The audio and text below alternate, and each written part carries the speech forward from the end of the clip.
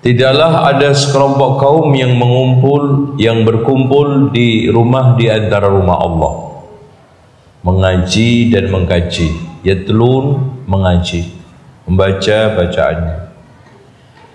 Wa yatadarasuna fima bainahum, saling mengkaji isinya.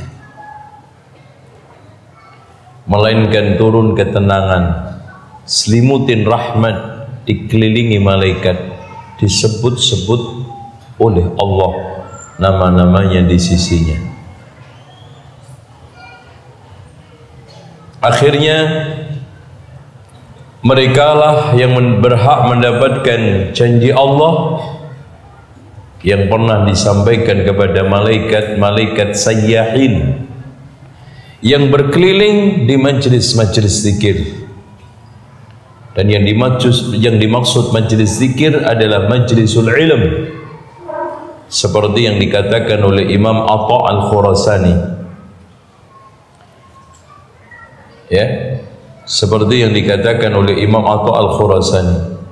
Setelah malaikat itu laporan kepada Allah, Allah memberikan satu apresiasi. Humul julasa'u la yashqa bihim jalisuhum. Mereka adalah teman-teman yang mendapatkan keberkahan berkat teman-temannya yang serius. Jadi yang enggak serius itu mendapatkan, yang hanya iseng mendapatkan, apalagi yang serius. Nah, kajian kita kali ini judulnya apa? Ada yang ingat? Duh, nggak ada judulnya, Pak? Alhamdulillah masih ingat judulnya. Tradisional. Orang-orang awam sering mengartikan tradisional dengan istilah salafiyah, ya. Dan di dalam kegiatan hariannya, di dalam ibadahnya, mereka membuat trademark sendiri. Bahkan kalau kita ajak dialog, ciri khasnya lakum dinukum waliyadin. Tapi anehnya sama non-muslim, wa tawassaw bil haqqi wa tawassaw bis sabr.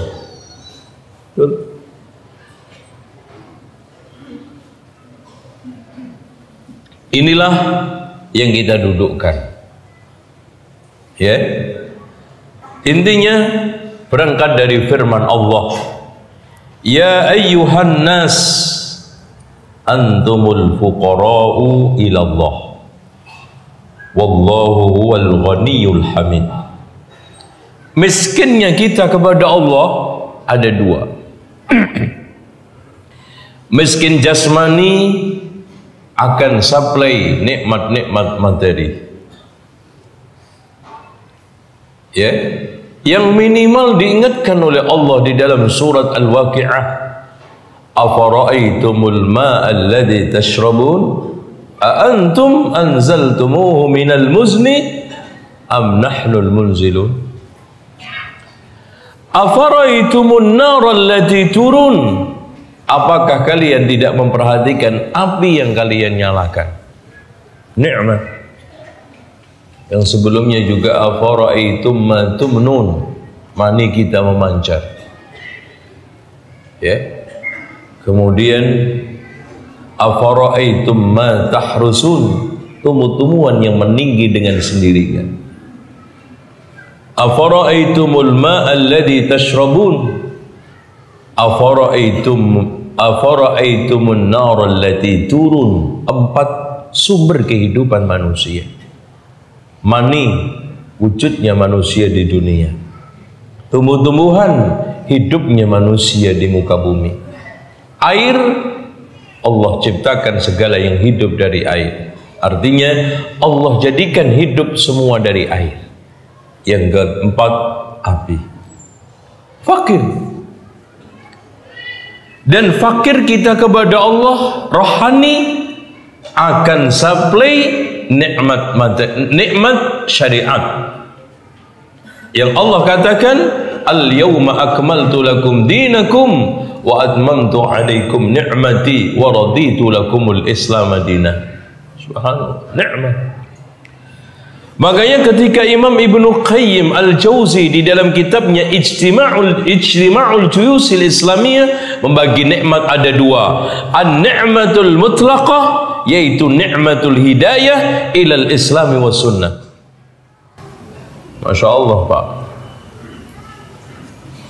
Ya, gak usah kita cari contoh. Saya sendiri, kalau saya masih ikut agama mbah saya, mungkin minimal jadi dukun, dukun, dan mungkin paling terdepan memusuhi dakwah ini, karena saya sejak SMA itu sudah nantang orang-orang Muhammadiyah itu diajak debat, dan jimat saya banyak, tapi ini bukan jimat ya Mas, ini beli di Mekah Mas. Oke. Nah, Allah mensifati dirinya, wallahu huwal ghaniyul hamid. Allah lah yang maha kaya, lagi terpuji. Kaya terpuji itu jarang makhluknya, yang ada Allah sempurna. Dengan kekayaan mencukupi hambanya, dengan keterpujian berhak untuk memerintahnya. Makanya muncullah ayat berikutnya, wa ma khalaqtul jinna wal insa illa liya'budun. Makanya seluruh konsekuensi ibadah dilengkapi Allah. Enggak ada, enggak lengkap. Apa sekarang yang enggak dilengkapi Allah? Allah memerintahkan sholat, Allah lengkapi seluruh kebutuhan sholat. Allah perintahkan kita zakat, Allah penuhi seluruh berbagai macam cara kita supaya ada yang kaya sehingga meluangkan zakat. Begitu juga puasa.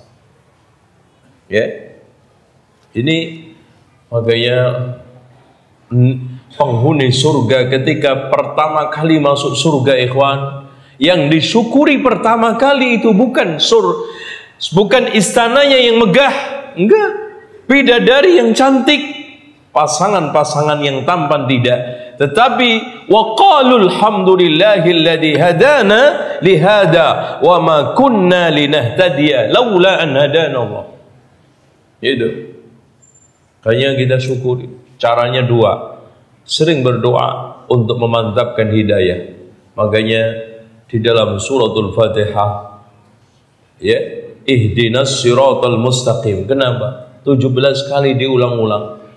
Ada yang menganalisa umatnya Muhammad itu, non muslim katanya, mengatakan umatnya Muhammad itu sesat. Buktinya tiap hari minta petunjuk minimal 17 kali. Itu kalau nggak orang sesat kan nggak mungkin. Kita inilah yang mendapatkan petunjuk. Hadirin sekalian, dijawab oleh Imam Ibnu Qayyim di dalam kitab yang Risalah. Surat dikirimkan ke temannya yang ada di Damaskus. Kenapa? Walaupun kita ini sudah mendapatkan hidayah, tetap minta. Ihdinas siratal mustaqim ini kan untuk level semua muslim, dan muslim itu beda-beda. Ada orang yang tidak mendapatkan petunjuk alias tidak menguasai Islam sama sekali. Cuma nama tok, sehingga dibutuhkan, ya Allah tunjukkan aku di dalam memahami al-Islam. Kalau menurut Abdullah ibnu Mas'ud, Al-Quran kalau menurut Abdullah ibnu Abbas.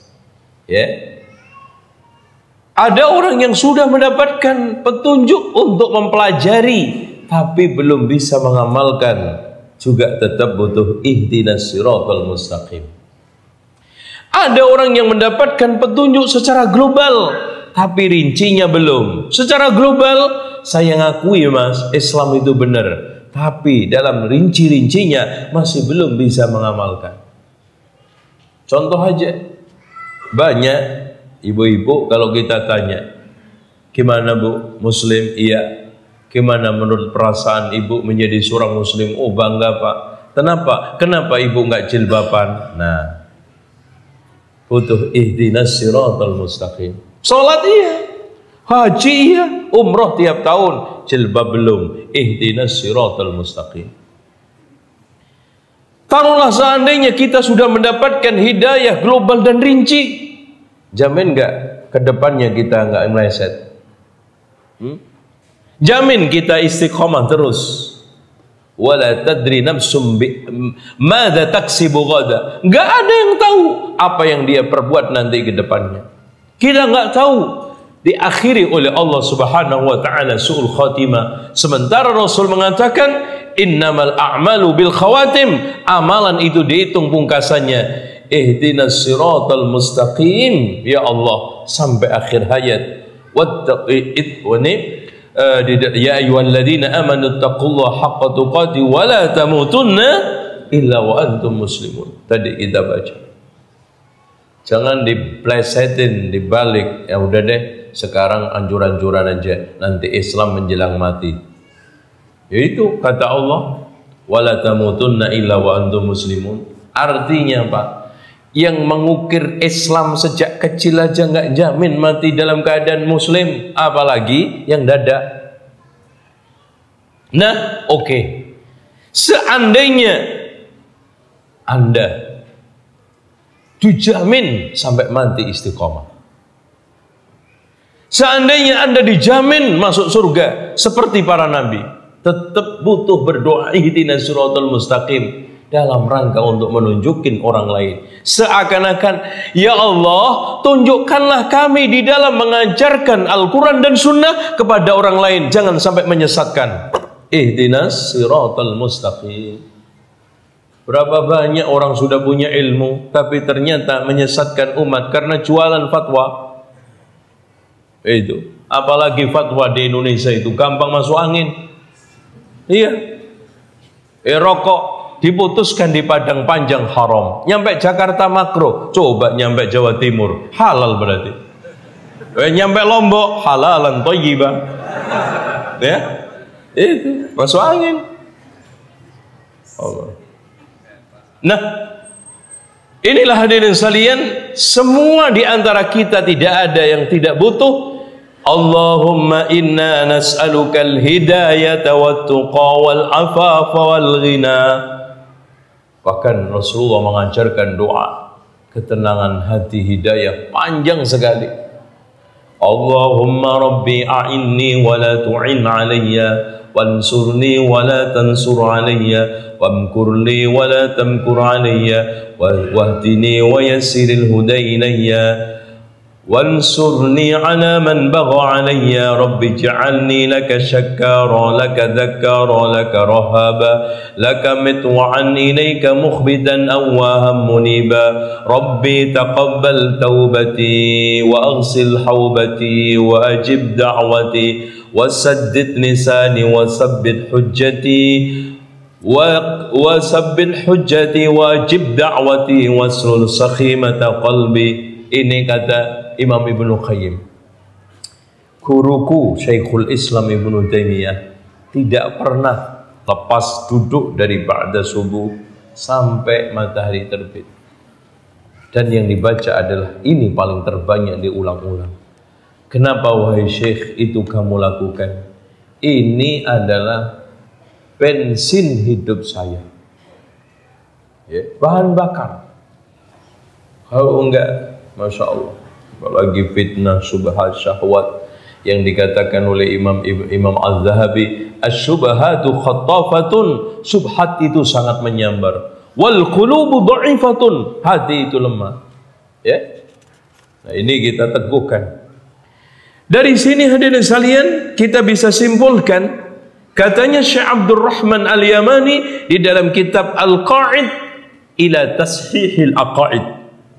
Kitab ini Masya Allah wajib dibaca setiap talibul ilm. Ditahqiq oleh Syekh Nasruddin Al-Albani. Ya. Beliau mengatakan innama dara kamalil makhluk, inti kesempurnaan makhluk ala hubbil haq, ditentukan cintanya dia kepada kebenaran, wa karahiyatil batil, kebencian dia terhadap kebatilan. Dan manusia, subhanallah, difitrahkan atas itu. Manusia condong kepada kebenaran, itu diciptakan oleh Allah, pendorong-pendorong, penopangnya. Makanya, subhanallah, wa'lamu anna fikum Rasulullah. Ya, wa'lamu anna fikum Rasulullah. Lau yuti'ukum fi katsirin minal amri la'anittum walakinna Allah habbaba ilaikumul iman. Ikhwan, kalau bukan Allah yang membuat kita itu senang iman, senang kebaikan, senang masjid, benci gedung bioskop, maka nggak ada. Makanya antum ukur aja, antum ditawari dua sekarang, nonton bola apa ngaji? Kok ngaji? Mukmin. Antum ditawari nikah syar'i sama mut'ah, mana yang dipilih? Kok mut'ah? Berarti hancur. Dengan demikian, untuk menengarai orang itu baik, tidak cintanya kepada kebenaran dan bencinya kepada kebatilan. Dan hadirin sekalian, masing-masing Allah ciptakan dengan kondisinya.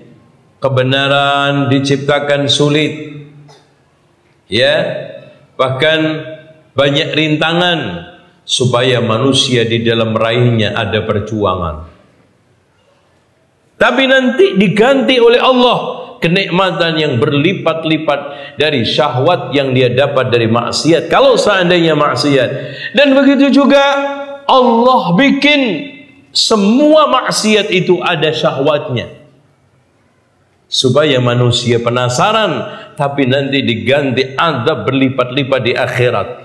Makanya inilah yang dikatakan oleh Rasulullah SAW, huffatil jannatu bil makarih, surga itu dikelilingi hal-hal yang tidak enak, wa huffatin naru bis syahawat, neraka itu dikelilingi dengan yang syahwat-syahwat. Rawahul Bukhari. Bahkan ada yang sekalian, hadis yang dikeluarkan oleh Imam At-Tirmidzi, wan Nasa'i wa Ibnu Majah, Abu Dawud dan Hakim, hadis ini sahih. Lamma khalaqallahu al-jannata wan nar, ketika Allah menciptakan surga neraka, arsala Jibril ilal jannah, Allah utus Jibril ke surga. Faqala undur ilaiha, Jibril, tengok tu surga. Faraja'a ilaihi, maka Jibril balik kepada Allah. Faqala wa izzatuk la yasma'u biha ahadun illa dakhalaha. Ya Allah, demi izahmu, tidaklah ada satu hambamu yang mendengarkan tentang surga pasti pengen masuk. Wa amara bi wa umira biha wa haffat bil makarih, kemudian diperintahkan dengannya. Ternyata surga itu dikelilingi hal-hal yang tidak enak-enak. Faqala irji ilaiha, kemudian Jibril disuruh balik lagi. Faraja'a, kembali. Faqala wa izzatuk laqad khiftu alla yadkhulaha ahadun. Ya, demi izzah wa izzatik, ya maaf, wa izzatik, demi izzahmu ya Allah, hampir-hampir tidak ada satupun orang yang bisa masuk. Masya Allah, karena sulitnya. Kata Jibril, wa izzatik laqad khiftu, sungguh saya khawatir alla yadkhulaha ahadun. Makanya di dalam hadis yang sahih Rasulullah mengatakan, ala inna sil'atallahi ghaliyah, ketahuilah barang dagangan Allah itu mahal. Ala inna sil'atallahi jannah, ketahuilah barang dagangan Allah itu surga. Terus kemudian wa umira biha, Allah perintahkan surga, maksudnya dijadikan neraka, maaf, dijadikan. Fa huffat bis syahawat, dikelilingin yang syahwat. Sebelumnya gini, qala, kemudian Allah berfirman kepada Jibril, idhab ilan nar, pergilah ke neraka, fandur ilaiha, tengoklah. Faraja'a, kemudian kembali. Wa qala, dia berkata, wa izzatik, demi izzahmu ya Allah, la yasma'u biha ahadun fayadkhulaha, enggak ada, ya, wa izzak la yasma'u biha ahadun fayadkhulaha, tidak ada seorang pun yang mau masuk, ya. fa umira biha fa hubbat bisyahawat. Ya, neraka dikelilingi syahwat. Faqala irji ilaiha, baliklah untuk tengok. Faraja'a, dia kembali kepada Allah. Faqala wa izzatik, demi izzahmu, laqad khashitu, saya khawatir, alla yanjua minha ahadun, tidak ada yang lolos seorang pun. Hampir semuanya enak jalan surga itu. Misalnya surga dibikin murah, mudah, sulit. Neraka dibikin mahal, bayar, mudah. Itu senang semua. Hampir-hampir nggak ada yang lolos, karena semuanya rata-rata menyenangkan. Ya, lihat sekarang inovasi maksiat. Ya, inovasi maksiat. Semuanya menyenangkan syahwat. Ya, inilah yang harus kita perhatikan. Dari sinilah hadirin sekalian, godaan dibuat oleh Allah, ya, ujian diciptakan oleh Allah buat kita untuk perjuangan kita. Sehingga yang mukmin tegar teguh, sabar. Yang kufar, dia akan terhempas ke dalam berbagai macam nikmat yang isinya adalah maksiat, syahwat yang isinya adalah murka Allah Subhanahu wa taala. Sehingga fa amma man tagha wa asarul hayatad dunya fa innal jahima hiyal ma'wa. Itu kelompok kufar wal munafiqun, penikmat dunia yang melupakan akhirat. Yang kedua, wa amma man khafa maqama rabbih wa nahan nafsa 'anil hawa fa innal jannata hiyal ma'wa. Inilah mukminun, inilah pengejar akhirat, pencinta surga, dan dia ingin dekat kepada Allah Subhanahu wa taala nanti di surga. Dengan otomatis mengorbankan hawa nafsu. Nah, dari sini hadirin sekalian, agama itu bertingkat-tingkat. Ada larangan karena adanya neraka, ada perintah karena adanya surga, ada keimanan karena adanya Allah, dan ada hal-hal yang gaib yang harus kita yakinin. Dan semua itu musuhnya satu, hawa nafsu. Namun kata Imam Al-Mawardi di dalam kitab Adabud Dunya wad Din, bedanya syahwat dengan hawa nafsu. Kalau hawa nafsu sikap melampaui batas dalam masalah urusan agama, dan syahwat sikap melampaui batas dalam masalah urusan dunia. Contoh, Allah berfirman, zuyyina linnasi hubbus syahawat.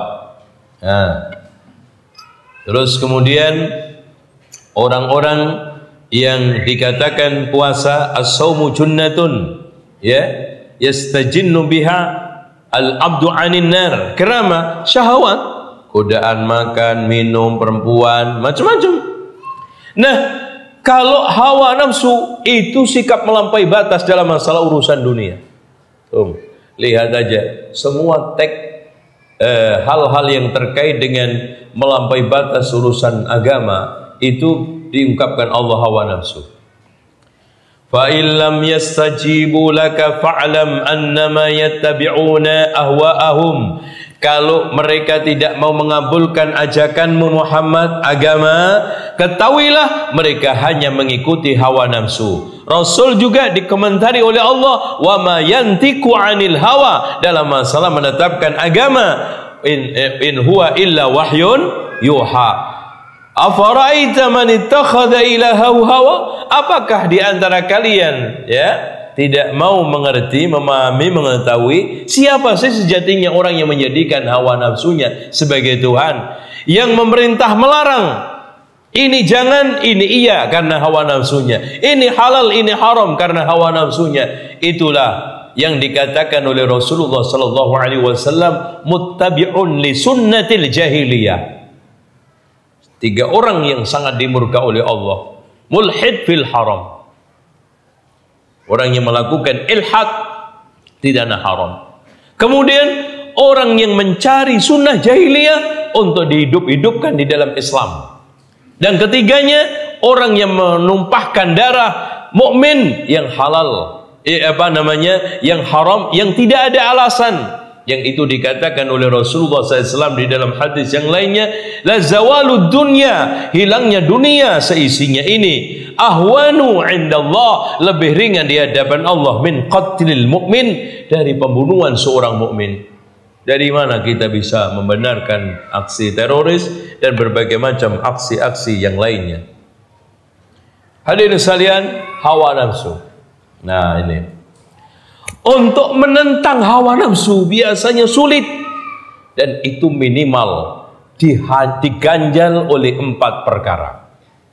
Diganjal habis. Ya, kadang-kadang ganjalannya itu sampai susah untuk keluar. Ya. Yang pertama, orang tahu itu kebenaran, tidak mau mengakui, bukan karena apa-apa. Ikhwan, teman-teman lama saya itu kitab kuningnya ngelontok. Wah, kalau disuruh baca kitab kuning mana yang nggak bisa, ya. Tapi hadirin sekalian, nggak usah jauh-jauh, di dalam kitab I'anatul Talibin, yang kajian utama mereka pakai kitab itu, yang itu pertama kali diistilahkan kitab kuning. Di situ disebutkan tahlilan itu haram, bid'ah yang paling mungkar, dikasih pahala orang yang melarangnya. Oh, itu kurang apa? Tapi itu kayak Yahudi disuruh nunjukkan ayat-ayat yang terkait dengan surat Rajam, giliran nyampe ayat itu ditutup, nggak dibaca, dilewatin, melompat. Loh Pak, kok ngelompat kajiannya? Ya, ini kayaknya muridnya belum siap. Nah, itu ada alasannya adalah gengsi pertama. Dan gengsi itu ada 2. Gengsi, saya dulu berkuar-kuar, tahlilan itu sunnah, selamatan itu sunnah, sekarang bid'ah. Waduh, coba bayangkan Pak, malu hati, malu muka, tahu nggak? Iya, Masya Allah. Kita dulu katakan maulid Nabi itu sunnah, sekarang kita katakan bid'ah. Malu hati. Dan memang pahit. Hadirin sekalian, perlu diketahui kenapa menyampaikan akidah itu perih sekarang. Beda menyampaikan masalah akhlak, tazkiyatun nafas, dan fikih-fikih, karena rata-rata mereka kaji harian. Kalau ini jarang mereka, kaget. Makanya mereka ambil Imam Syafi'i itu fikihnya tok. Sehingga bisa kita katakan akidahnya Asy'ari, fikihnya Syafi'i, akhlaknya Ghazali, torekotnya Qadari. Benar nggak? Bahkan subhanallah, ucapan Imam Syafi'i tentang masalah akidah seambrek yang ditumpuk oleh Imam Al-Baihaqi di dalam kitab Manaqib Imam Asy-Syafi'i, udah dinyatakan nggak ada itu. Ya, ada ini sekalian, gengsi. Nah, gengsi lebih parah lagi kalau tokohnya disalahkan. Nah, ini problem lagi. Bahkan kadang gini, Mas, kalau saya yang disalahkan terima aja, Mas. Memang anak bodoh. Lah kalau kiai saya nggak nah ini repot. Apalagi ada embel-embelnya, Mas. Nggak mungkin deh kiai saya salah. Wong di Mekah itu 15 tahun nyopir. Itu.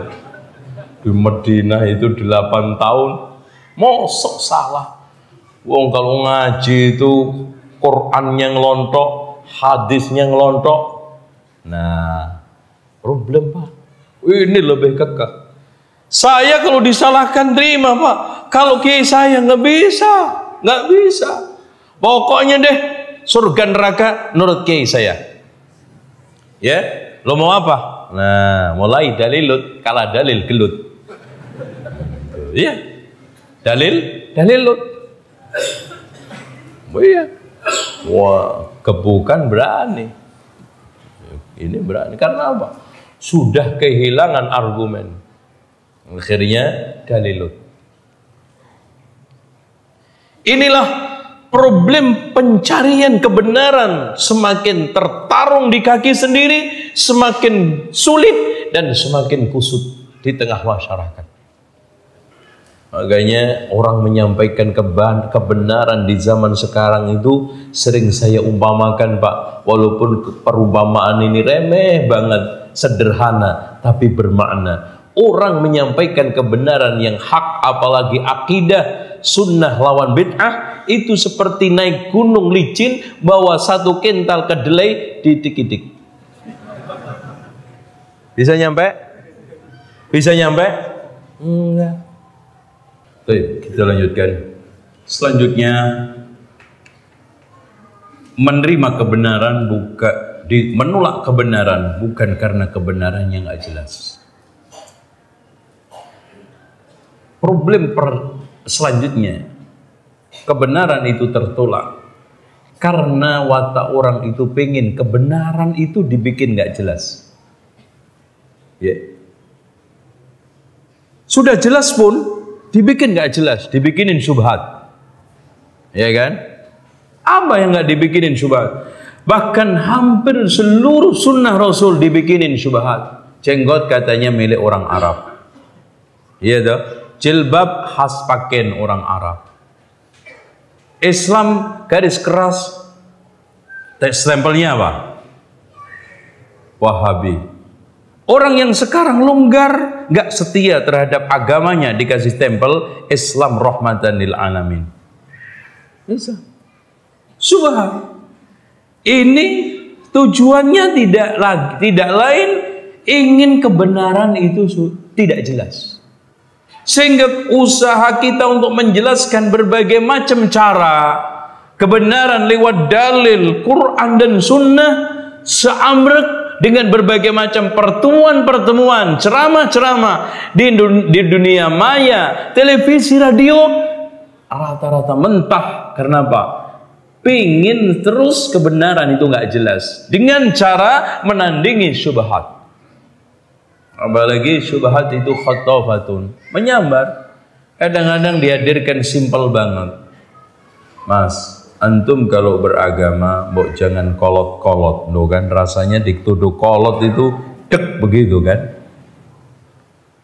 Ya, coba katanya sekarang titel di dalam dunia mereka, orang yang mengikuti Al-Quran dan Sunnah dengan setia dituduh uritan, ortodok, kolot.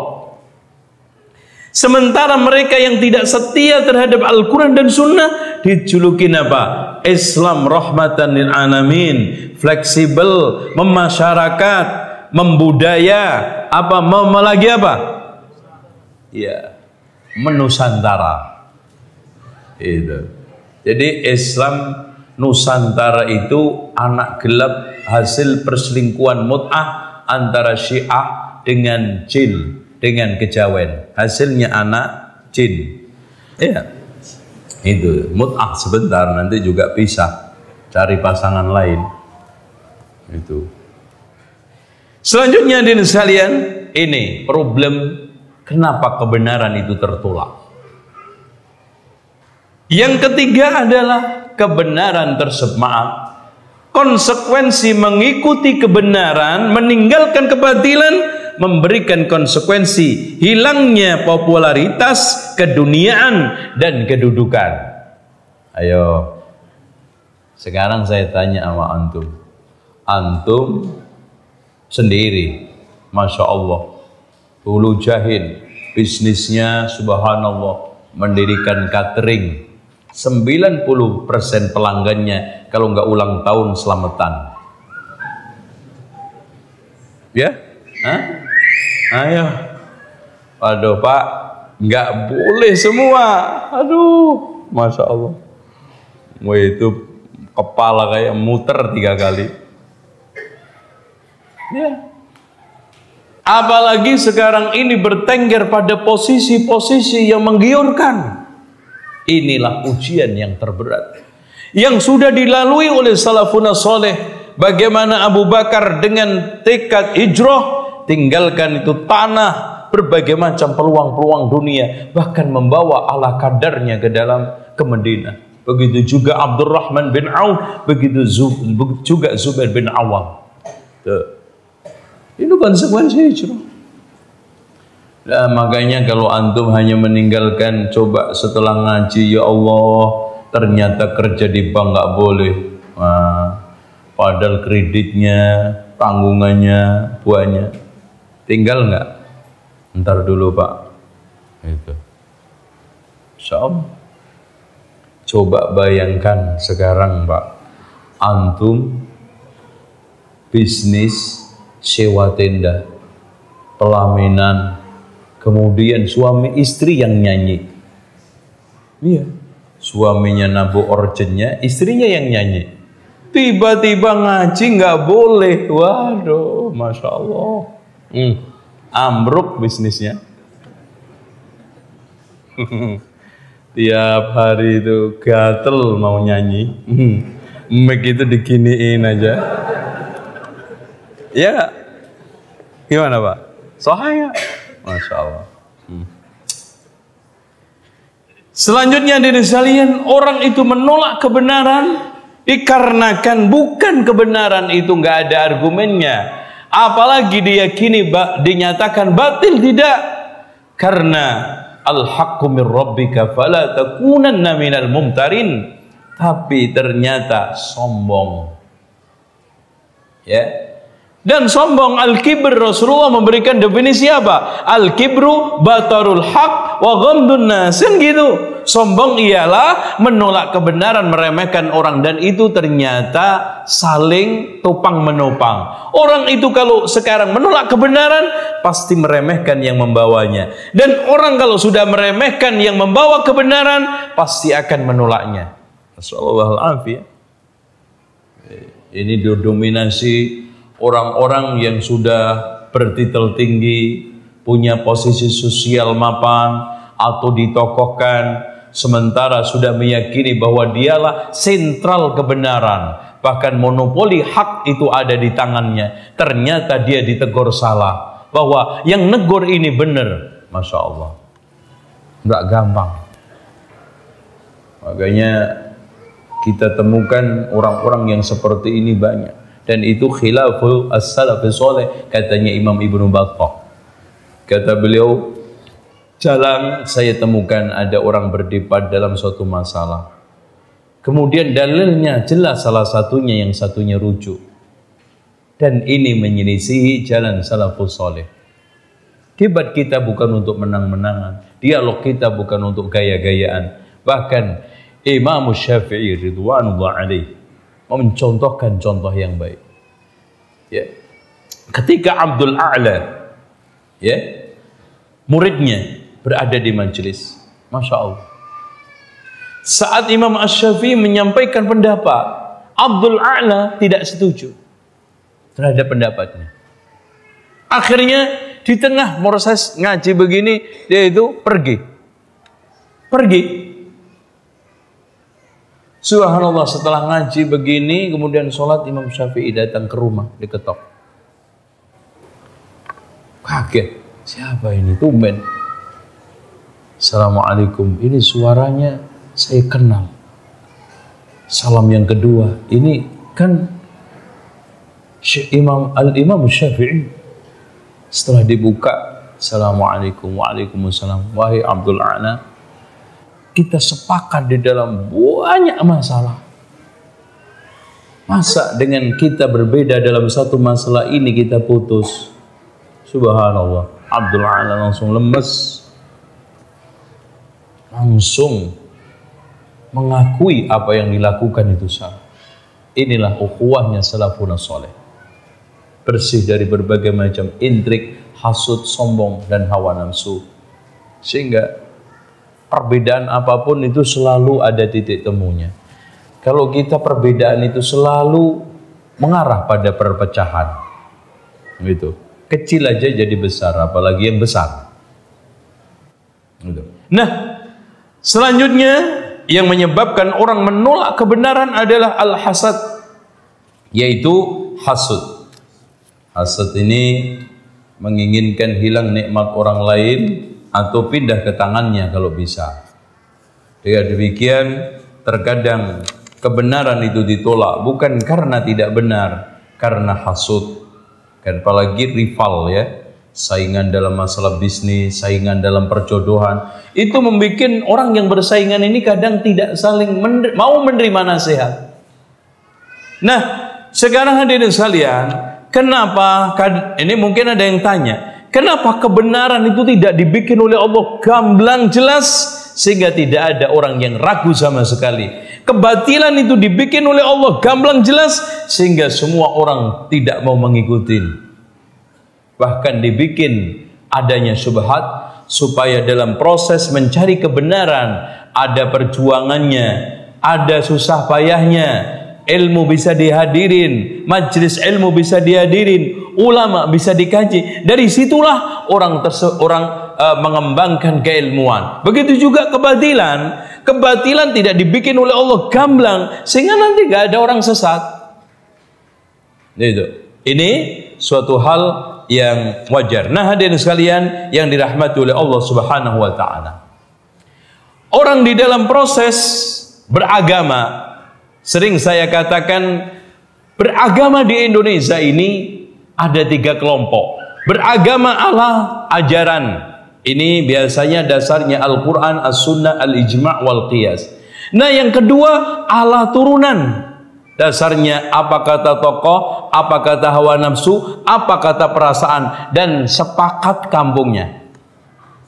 Iya, kayak Nabi itu diutus di kampungnya. Nah, yang ketiga beragama ala kadarnya. Dan ini silent majority, Pak. Banyak. Inilah yang sekarang proses untuk dikristenkan, untuk diyahudikan, dan ini rata-rata banyak. Apalagi pengajaran Islamnya lemah, sisa-sisa peninggalan agama asli itu masih kental, keyakinannya klinik masih kuat, perdukunan masih dibiasakan, tradisi-tradisi nenek moyang masih hidup, animisme, dinamisme menghiasi ibadah ritual keagamaan mereka, bahkan Buddha Hindu menjadi baju Islamnya. Nah, ini.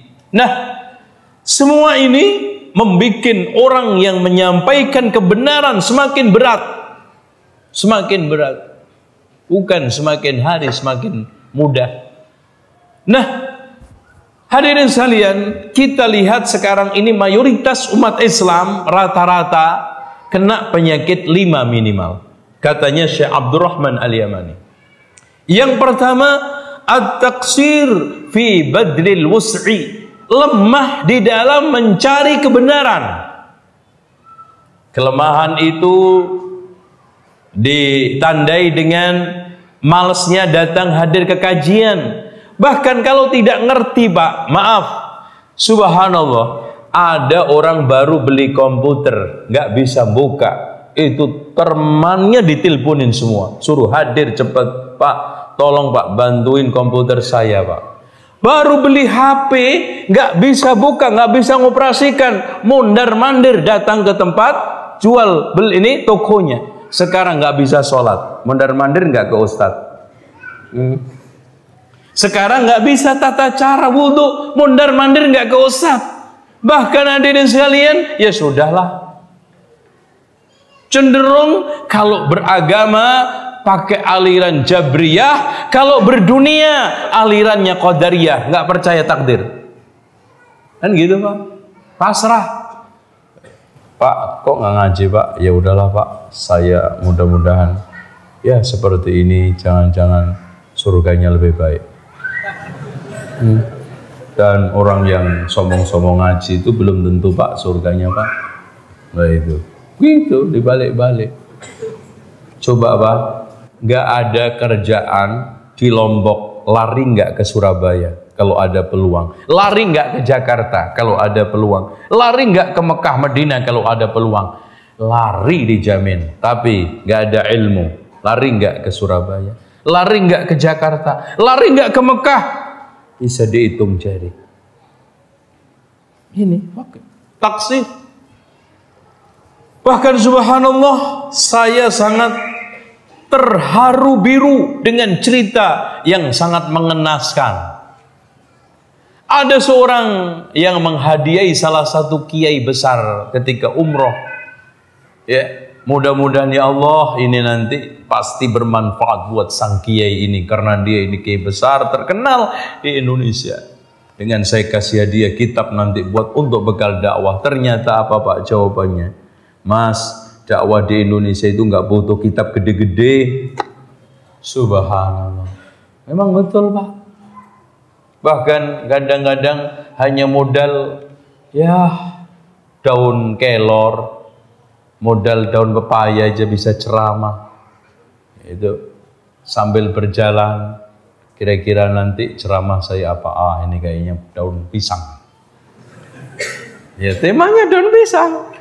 Assalamualaikum warahmatullahi wabarakatuh. Subhanallah, hadirin sekalian, Allah menciptakan berbagai macam makhluk memiliki kelebihan. Coba lihat daun pisang.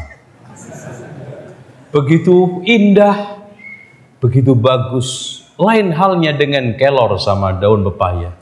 Ini semuanya menganjurkan kita untuk bersyukur kepada Allah. La in syakartum la azidannakum wa la in kafartum inna adzabi lasyadid. Aqulu qouli hadza wastaghfirullaha li wa lakum. Udah. Lah mau baca kitab apa, Pak? Untuk apa kitab segede-gede Fathul Bari dijejer? Wah, sepet mata saya. Ya, Masya Allah. Begitu. Badul wus. Ini bukan didominasi oleh jamaah awam. Kalau orang awam malas eksplorasi, wajar, masih dimaklumi. Kalau orang awam malas baca kitab-kitab yang besar, ya itu wajarlah. Sekarang tokohnya sebagai sumber penimbangan ilmu, sumber mencari ilmu, ternyata juga sama. Bahkan yang lebih parah mengedepankan ilmu laduni, ilmu pinter sendiri tanpa belajar itu. Wah, udah semakin nggak dipakai. Oh, saya itu sudah langsung belajar kepada Jibril, langsung kepada Allah. Itu sanad saya paling tinggi di seluruh dunia. Saya, Jibril, Allah. Nabi Muhammad aja saya langkai kok. Itu yang nanti karomat-karomah itu nanti kita akan bahas. Wali Allah sama wali syaitan. Yang selanjutnya nomor 2, at-tamassuk bima laisa minal haq. Ini problem, Pak. Problem di antara sekian problem umat secara umum, berpegang teguh terhadap suatu yang nggak benar. Coba sekarang saya tanya, jamaah masjid hilang separuh, mereka nyari nggak? Geger nggak jamaah masjid? Bahkan kampung semua nggak sholat, tenang aja. Beduk hilang, rame nggak? Hah? Gimana Pak? Saya tanya, beduk hilang rame nggak? Wah, kiamat tuh kampung antum. Itu jamaah itu Pak, hilang separuh, tenang.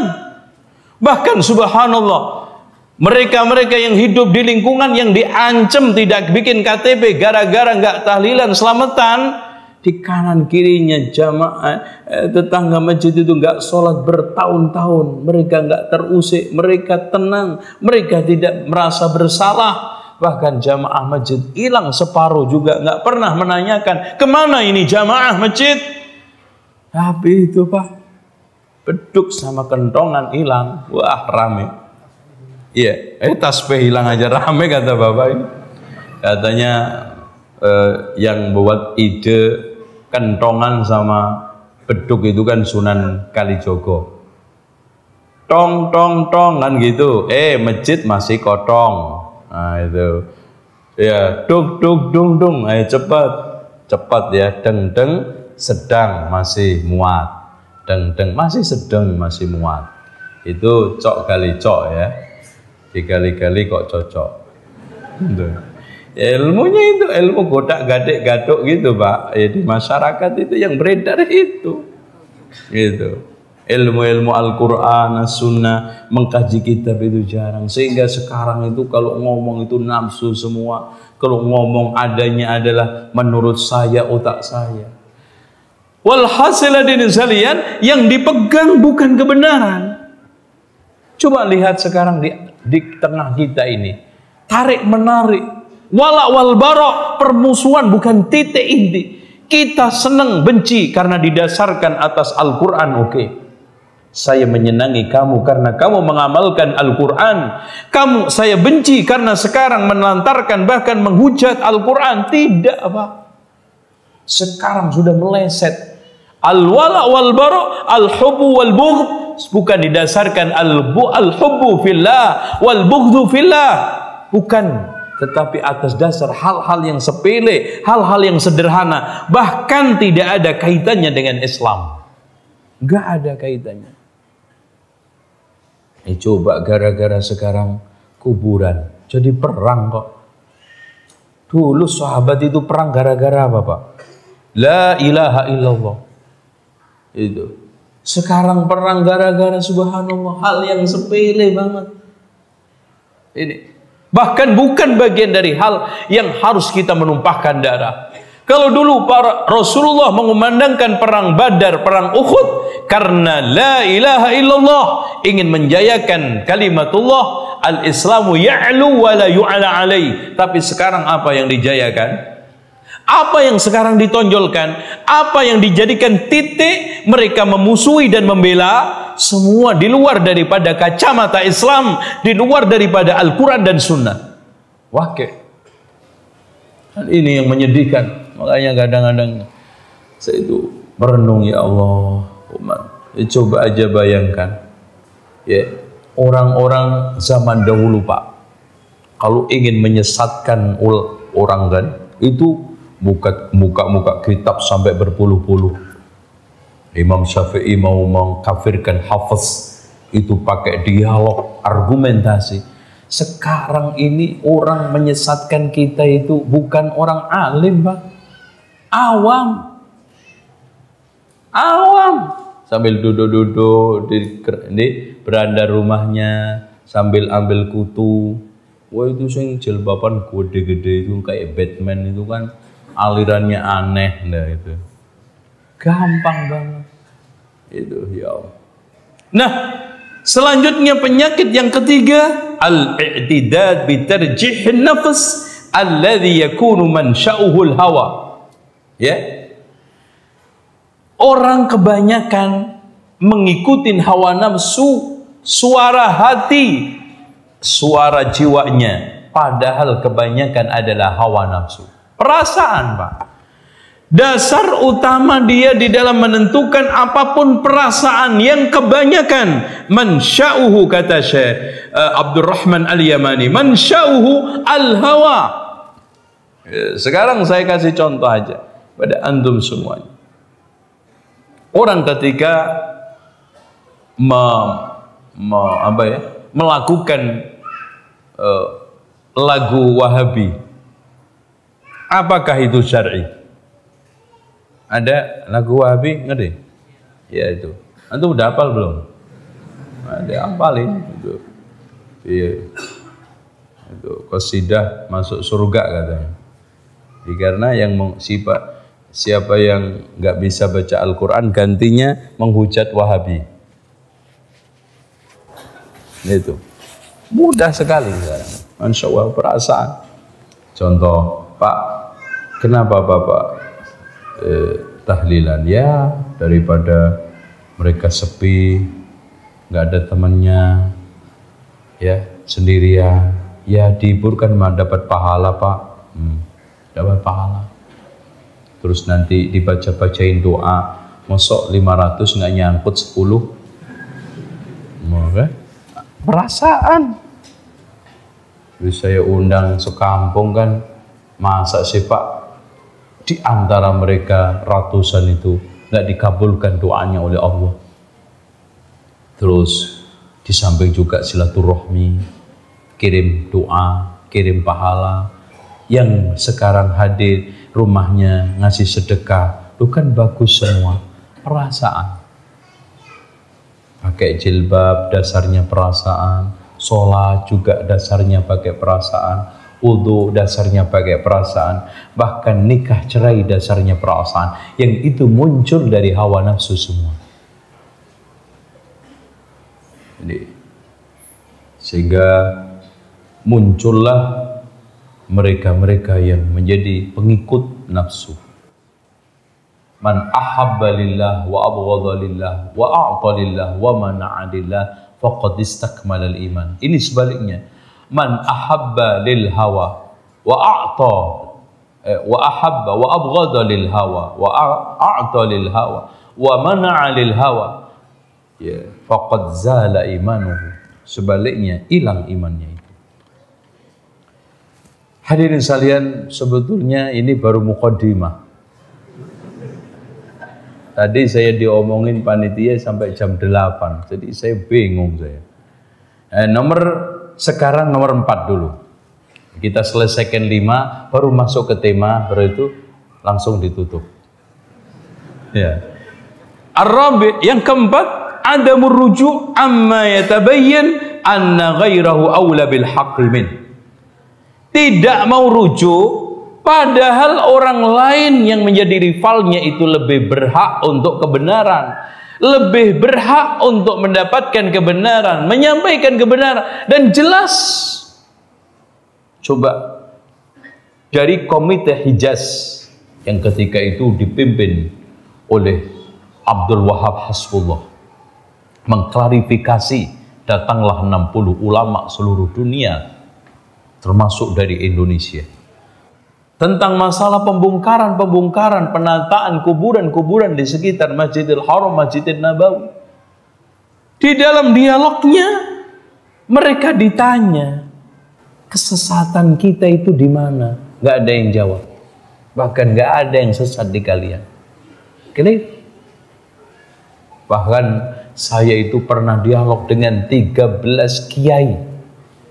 13 kiai kelas kecamatan.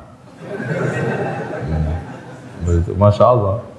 Itu ya lumayan, ketua-ketua itu. Itu saya tanya, Pak Kiai, mohon dengan hormat, sampaikan kesesatan kita itu apa? Dia bilang, siapa bilang kamu sesat? Tuh kan? Repot. Kita nggak pernah bilang kamu sesat. Yang kita bilang itu, cara kamu di dalam menyampaikan dakwah itu salah. Akhirnya saya timpali, ya terima kasih Pak Kiai, kita diingatkan. Tapi lebih abdolnya lagi Pak Kiai semua, tolong dibikinkan cara dakwah yang benar. Panduan nanti kasih ke saya. Sampai sekarang belum datang. Itu kan enak kok, nggak usah ngotot-ngotot. Kita itu dialog enak. Pernah ada jaringan Islam kultural, ya, mendatangi Rojak, ngajak debat. Akhirnya saya hadepin. Dia berenam apa 5, saya sendiri. Pak, Bapak ini mau apa? Saya hanya mau silaturahmi Pak. Loh, katanya ngajak debat. Nggak jadi Pak, ditunda aja. Cuman gini Pak, saya mendengar bapak-bapak ini katanya mengatakan Rojak itu suka membid'ah-bid'ahkan amalan-amalan bapak-bapak sekalian. Pak, bukan radio Rojak Pak yang membid'ahkan, yang melarang. Itu ulama, kiai, kitab-kitab bapak. Saya bawain satu-satu, saya buka ini. Itu salah satunya ngomong, itu beberapa kitab sudah saya ketahui, sebagian belum saya baca kayaknya. Alhamdulillah. Ya. Itu. Ini clear. Udah jelas hak. Kita ketika kita dialog, nggak ada ujung-ujungnya kecuali sesat kita itu di mana. Gitu. Oleh karena itu, 4 inilah ternyata kebanyakan umat Islam, terutama di Indonesia, sulit untuk rujuk setelah datangnya kebenaran. Lawan rivalnya lebih berhak atas kebenaran itu, tetap dia bersikeras. Yang kelima, mu'adatul mukhalif ma'al ihtimali annahu wal musib. Memusuhi penentangnya, padahal penentang yang dianggap menentang ini, orang yang menyelisihinya ini, yang dianggap musuh ini, bisa saja dia itu yang benar. Pokoknya kalau datang dari musuhnya udah, titik, nggak boleh. Kemarin saya haji, Pak. Masya Allah. Alhamdulillah, salah satu kiainya itu nggak ngerokok ternyata. Wah, saya kaget. Ada orang tradisional nggak ngerokok itu. Nah, hadirin sekalian, tolong nanti kalau sudah masuk ke Arafah, Mina, Muzdalifah, konsentrasi penuh, manfaatkan sebaik-baiknya. Haji ini susah, jangan dibikin main-main, HP, dibikin ngobrol, ngerokok. Kiainya bilang begitu. Coba kalau yang ngomong saya, langsung ditembak Wahabi. Iya. Jadi hadirin sekalian, kebenaran itu kalau seandainya yang menyampaikan itu tokohnya, yang menyampaikan itu orang yang dikultuskannya, sami'na wa ata'na. Tapi serta-merta karena yang menyampaikan itu dianggap musuhnya, dianggap menjadi biang kerok, dianggap menjadi penyakit duri dalam daging, maka langsung nggak mau mencoba untuk mencerna, nggak mencoba untuk meneliti, dan nggak mencoba untuk mengorek dalilnya, argumentasinya, langsung saja ditolak. Bid'ah, sesat, Wahabi. Udah. Ini muqaddimah. Nah, hadirin sekalian, di antara ajaran-ajaran tradisional, nih.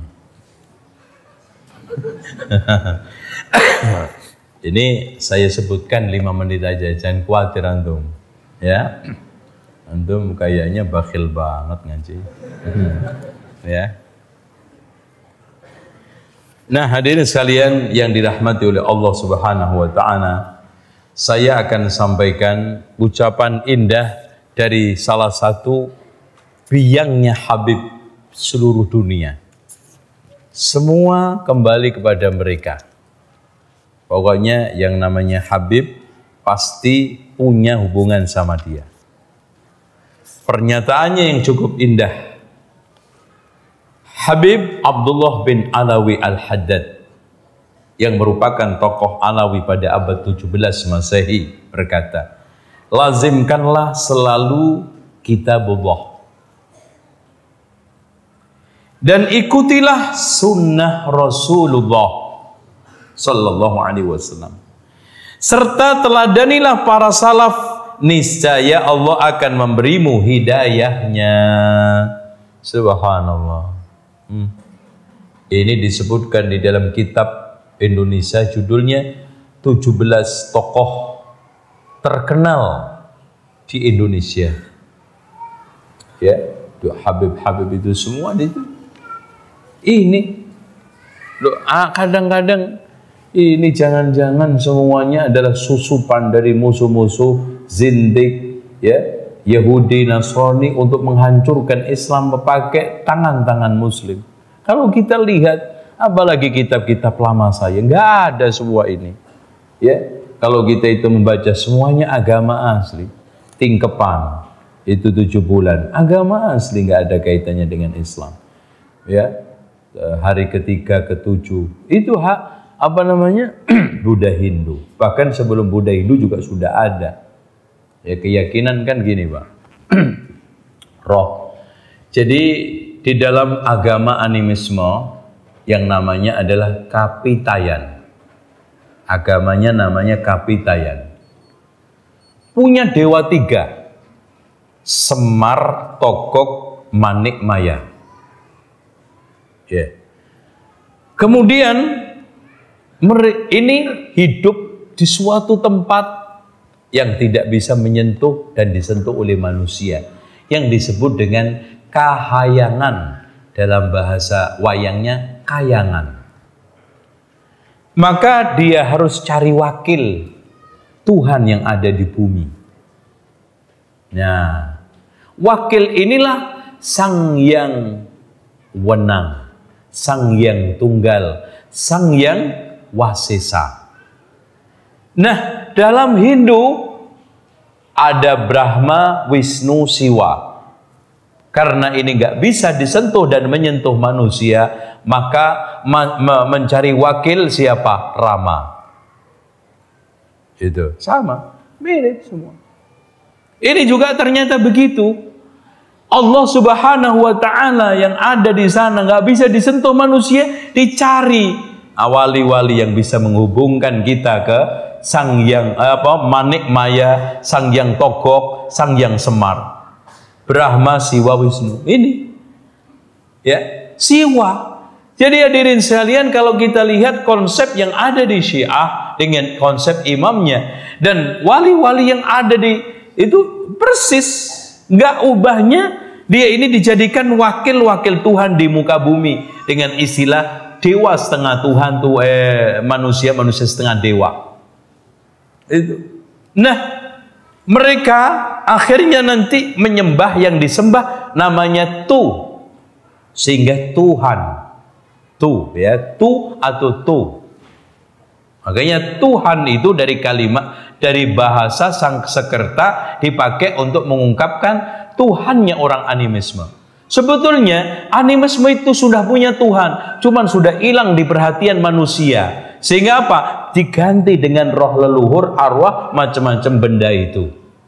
Nah, ketika roh itu masih animisme, dipindahkan ke benda-benda itu namanya dinamisme. Dan kalau benda itu hidup, namanya naturalisme. Paham nggak Pak? Sama Pak? Jangan bengong-bengong itu. Ya. Nyambung nggak Pak? Nyambung?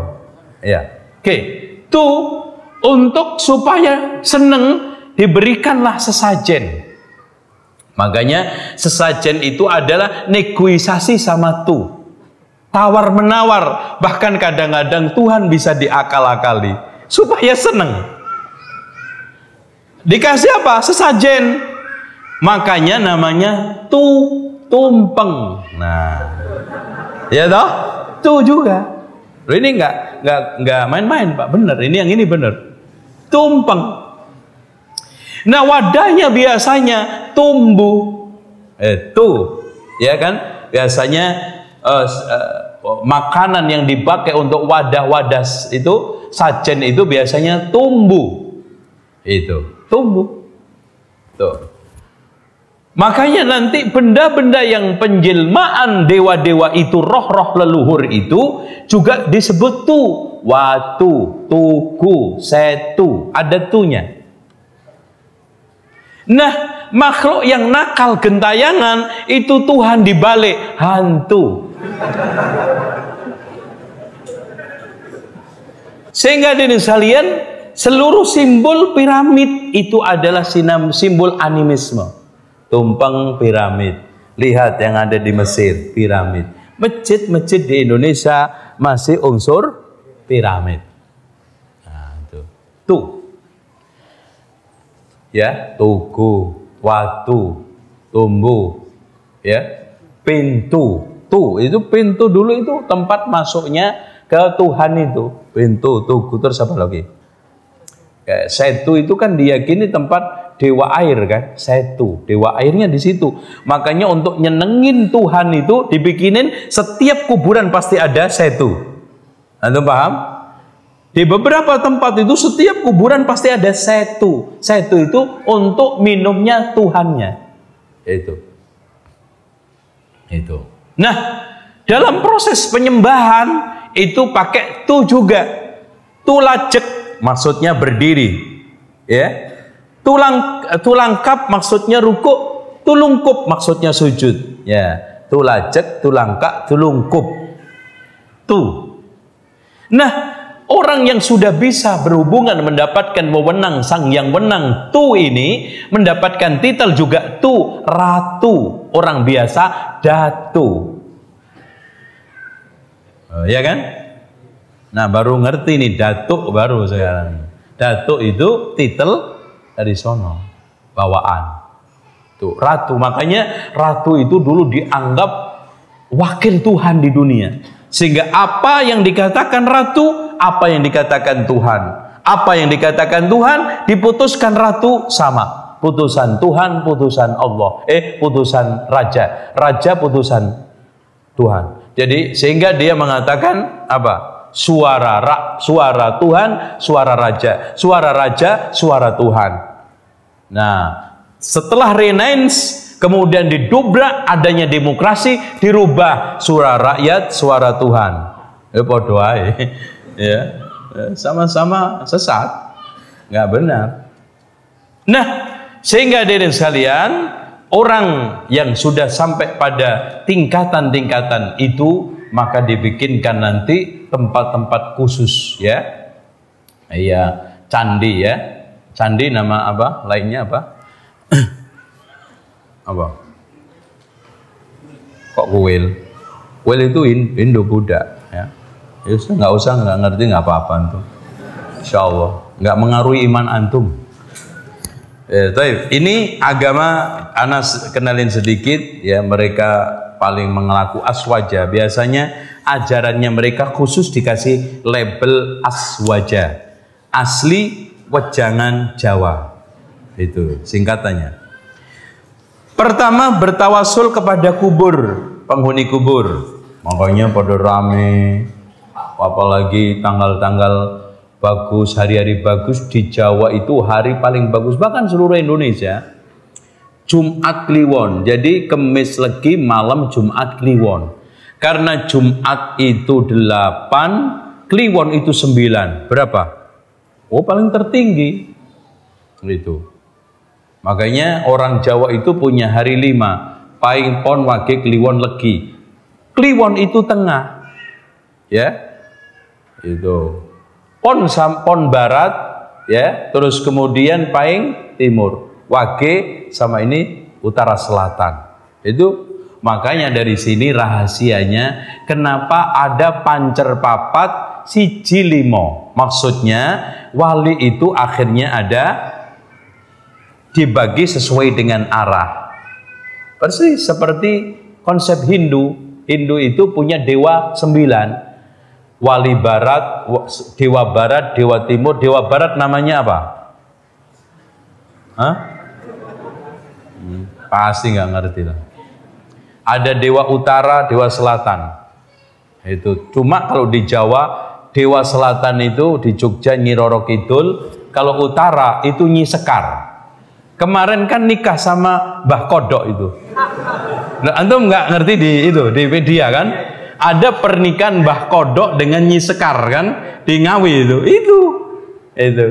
Ditanya kenapa Mbah nggak nikah sama Nyi Roro Kidul? Wes punya suami onak. Ini belum. Masya Allah. Anehnya diresepsiin persis seperti pernikahan bener. Alhamdulillah, Masya Allah. Ini. Terus kan terus barat daya barat timur kan 8, tengah 1 namanya 9. Itu. Terus kemudian mereka meminta syafaat kepada Nabi. Ya, biasanya baca ya Rabbi bil Mustafa baligh maqasidana waghfir lana ma madha ya wasi'al karami ya akramal khalqi liman alu tubihi siwaka inda ulu hadizil amimi. Itu apa namanya, biasanya disebut dengan qasidah burdah, dilagukan itu, dan berbagai macam lagu bisa semua. Menyuburkan istighosah kesyirikan, istighosah kepada danyangan, keramatan, dan yang lainnya. Itu Masya Allah di mana-mana terjadi. Bahkan di dalam kitab Syekh Manaqib Abdul Qadir Jailani disebutkan, ya ibadallah rijalallah aghisuna bifadlillah. Subhanallah. Ibadallah rijalallah aghisuna bifadlillah. Sama qasidah burdah tadi. Wahai makhluk yang mulia, kepada siapa lagi aku berlindung ketika musibah menimpa kami kalau tidak kepada engkau. Terus memuja manaqib Syekh Abdul Qadir Jailani. Yang lucu, di dalam kitab itu diceritakan Syekh Abdul Qadir Jailani mengadakan pengambaraan selama berpuluh-puluh tahun, ternyata ketemu dengan Nabi Khidir di pantai, ya, di pantai laut, nggak disebutkan di mana. Kemudian disuruh untuk berhenti di pinggir laut, nggak sholat, nggak ini semua, sampai ya mimpi basah mandi junub aja nggak sempat. Itu pun ditengokin oleh Syekh Abdul Qadir. Ini Nabi Khidir cuma setahun sekali, sampai setelah 3 tahun lulus maka dilepas mendapatkan ilmu laduni. Setelah itu dia pergi ke Baghdad untuk berdebat dengan 100 ulama. Masya Allah, ulama ahli tafsir didatangkan, ahli fikih didatangkan, ahli hadis didatangkan, semua ternyata kalah debat. Karena apa? Keluar dari dadanya Syekh Abdul Qadir cahaya, ngambil ilmunya ulama tersebut. Akhirnya goblok-goblok kabeh. Lah kalau begitu kan enak Pak ya. Gampang jadi orang pinter. Membudayakan selamatan dan tahlilan ini wajar ini ya, di mana aja Masya Allah. Mentradisikan hatapan Al-Quran di pekuburan.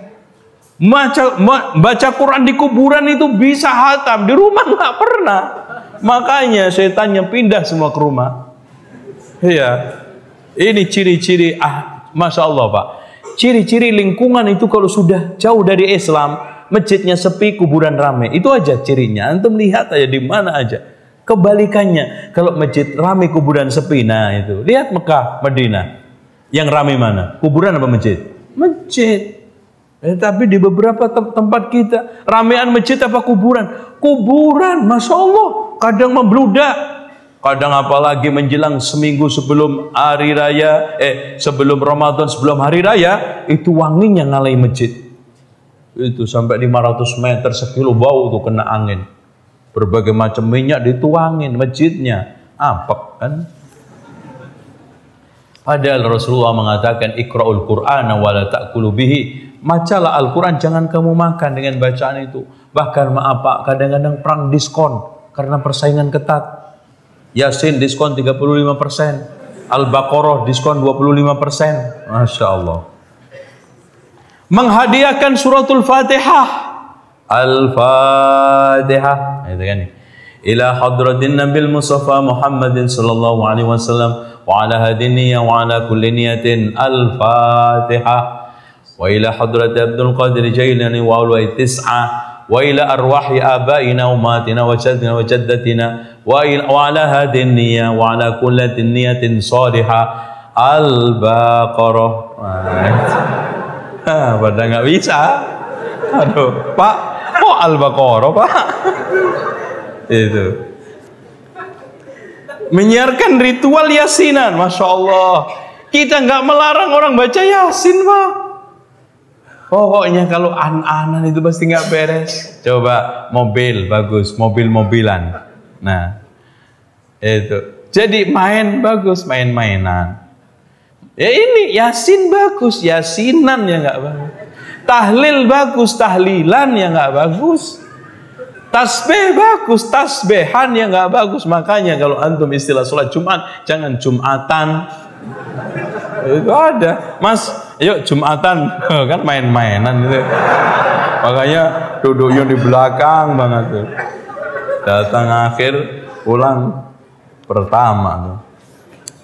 Dan anehnya Pak, kalau yasin itu dicari kalau ada orang mati gitu loh. Padahal Allah berfirman dalam surat Yasin apa? Liyundhira man kana hayyan wa yahiqqal qawlu 'alal kafirin. Hendaknya Rasulullah SAW memberikan peringatan kepada mereka yang hidup kok. Itu Pak, sekarang Quran isinya hidayah, mengajak orang sholat, mengajak puasa, mengajak sodako. Orang mati sholat, orang mati puasa, orang mati sodako, ya, mau itikaf. Yang butuh Quran itu yang hidup, sehingga supaya sholatnya benar, zakatnya benar, amaliyahnya benar, kiprah di dunianya ini supaya menjadi orang soleh. Nah itu, ya, soal masalah khilafiyah, membacakan Quran itu sampai atau tidak. Tapi kalau sudah transaksi itu nggak ada. Transaksi diundang, karena saya nggak bisa baca sebagai anak soleh, akhirnya nyewa orang. Akhirnya nanti mendorong orang nggak belajar, main sewa. Mau semetromine, sebes diundang, gitu. Mentang-mentang kaya. Melestarikan talqin mayit pasca penguburan, sekalian adanya juga. Mendirikan bangunan di kuburan, wah ini paling banyak. Ini Masya Allah udah hampir nyaris sudah kayak candi. Kalau antum lihat ya, ana sedang menulis Wali Songo itu kan harus melihat situs-situs arkeologi, bukti-bukti untuk penulisan. Udah kayak candi kan. Ya, Assalamualaikum pada Rasulullah paling membenci. Kuburannya sendiri aja dia berdoa, Allahumma la taj'al qabri wathanan yu'bad. Ya Allah, janganlah jadikan kuburanku ini sebagai berhala yang disembah. Menyakralkan ziarah Wali Songo. Padahal la tusyaddur rihal, kita tidak boleh melakukan syaddur rihal kecuali ketiga, Masjidil Haram, Masjidil Nabawi, Masjidil Aqsa. Ini hadis ada di dalam Bukhari Muslim. Anehnya kok kayaknya nggak dilirik hadis itu. Nah, menghidupkan maulid agung dan hari-hari besar Islam, itu lagi maulidan, ya. Wah itu sudah paling sakral. Persiapannya dari asar, maghrib, isya, itu nggak sholat jamaah di masjid, stop dulu, karena masjidnya dipakai peringatan agung. Terus sholatnya di mana Pak? Udah gampang di rumah masing-masing. Terus gimana Pak? Sholatnya kok dihentikan? Ya Allah Maha Penyayang, tenang aja. Dengan kita membaca sholawat nanti dapat syafaat Rasulullah Shallallahu Alaihi Wasallam. Itu udah, ya, itu dalil utamanya. Nah, fanatis terhadap mazhab Imam Syafi'i, tapi anehnya nggak kenal Imam Syafi'i kecuali 5-6. 1 kunut. Iya, Pak. Bapak kenal Imam Syafi'i, sebutkan Pak. Ya kunut, udah. Kunut. Nomor 2, membaca Fatih Bismillah keras. Imam Syafi'i, kalau enggak Syafi'i. Kemudian yang ketiga, apa lagi? Sholat taraweh 20. Kalau enggak 20, enggak Syafi'i. Kemudian yang ketiga, yang keempat, apa? Usolli fardhu dhuhri 4 raka'atin mustaqbilal qiblati. Makanya pernah ada orang, kata Syekh Utsaimin, sholat di depan Masjid Ka'bah. Setelah sholat ditegur sama Badui, bahasa Arab, Arab Indonesianya begini, Pak, kurang masih ya. Kok kurang? Sebutin jaraknya dengan Ka'bah berapa meter, tanggalnya, bulannya, tahunnya, biar malaikat nyatetnya lengkap. Itu. Siapa sih yang enggak keliru? Ya namanya duhur, ya pastilah duhur. Sholli fardhu dhuhri, emang maghrib Pak? Ya, 4 rakaatin mana ada duhur 6 rakaat. Makmuman ya di belakang, mau apa Bapak? Udah di belakang ya pasti makmum. Itu mustaqbilal qiblah, ya sudah ke sini, mau ngadap kemana? Itu diulang-ulang. Lah ma fi faedah. Nawaitu sauma ghadin an adai pardi syahri. Kok pardi syahri? Itu. Itu. Subhanallah. Ini awam. Ngertinya Syafi'i cuma itu. Nah, sama talqin mayit. Terakhir kunut. Udah itu. Wantum tak adik yang namanya Syafi'i di benak mereka 6 itu, wes nggak goyang-goyang. Antum puter-puter paling pindah nomornya dok, gitu. Nomor urutannya gitu loh. Kadang yang mendahulukan kunut, kadang mendahulukan talqin gitu aja. Itu Pak, sayang kan Pak. Imam Syafi'i begitu besar, bahkan ulama sepakat mujaddid abad yang keduanya adalah Imam Syafi'i, ketiganya Ahmad bin Hanbal dan seterusnya. Pertamanya siapa? Umar bin Abdul Aziz, karena pas penghujung 100, karena wafat beliau tahun 91 Hijriah. Itu Masya Allah. Kita kasihan nama besar Imam Syafi'i, kesungguhan Imam Syafi'i. Contoh aja soal masalah sholatul jamaah di masjid, lihat. Imam Syafi'i apa pernah absen? Enggak pernah. Ya. Tapi pendapatnya Imam Syafi'i yang sholat jamaah fardu kifayah dipelintir. Ya, fardu kifayah itu apa? Yang penting ada sekelompok orang sholat, yang lainnya gugur. Tapi yang gugur siapa? Ayo. Saya. Itu. Yang gugur kenapa bapak gitu. Nah, ta'assub pada sholat tarawih yang 20. Sahih. Pokoknya bahkan kadang-kadang sampai masjid itu sholat tarawihnya sip. Gelombang 2, gelombang 3. Gelombang tarawih 11, gelombang tarawih 20. Ya. Nanti gelombang qiyamul lail. Rumah rusak. Nah, selanjutnya ini yang paling parah juga. Mereka mensucikan kitab berjanji. Ini kesalahan-kesalahannya saya sampaikan semua secara runut di kitab saya, membedah akar fitnah Wahabi. Nah, terakhir mengkultuskan qasidah Burdah. Qasidah Burdah ini saya akhiri dikit bahwa Burdah ini ditulis oleh Muhammad Al-Busairi. Dia mengklaim kena sakit stroke dan mimpi ketemu Rasulullah dikasih Burdah. Tapi setelah melek ternyata Burdahnya nggak ada, hilang. Nah, dia terus kemudian ketemu orang miskin, tanya tentang qasidah itu. Ternyata setelah disampaikan, orang-orang miskin itu kaya raya. Dan ternyata juga orang-orang yang kena penyakit baca itu sembuh. Sehingga dikatakan qasidah baro'ah juga, karena menyembuhkan. Dan Busairi ini seorang yang nggak jelas, lebih kepada filosof ya, sufi, darwis, dan hidup pada abad ke awal 7 ya. Wafat tahun 608 Hijriah. Kemudian dia menulis itu, ya Rabbi bil Mustafa baligh maqasidana waghfir lana ma madha ya wasi'al karam ya Rabb Maulaya shalli wa sallim daiman abada alal habibika khairul haqqi kullihim. Di sini saya turunkan beberapa hal yang terkait dengan berbagai macam penyimpangan qasidah itu dan komentar ulasan Quran Sunnah serta pendapat para ulama, insyaallah. Dan akhirnya cukup. Itulah yang saya anggap mewakili pemahaman, ajaran, tradisi yang di tengah masyarakat. Ya, mudah-mudahan apa yang saya sampaikan bermanfaat dan semoga apa yang saya uraikan ini bisa direnungkan ya, menjadi satu bibit-bibit penerang untuk supaya kita semakin kokoh memegang Alkitab wa Sunnah. Demikian, subhanakallahumma wa bihamdika asyhadu an la ilaha illa anta astaghfiruka wa atubu ilaik. Wassalamualaikum warahmatullahi wabarakatuh.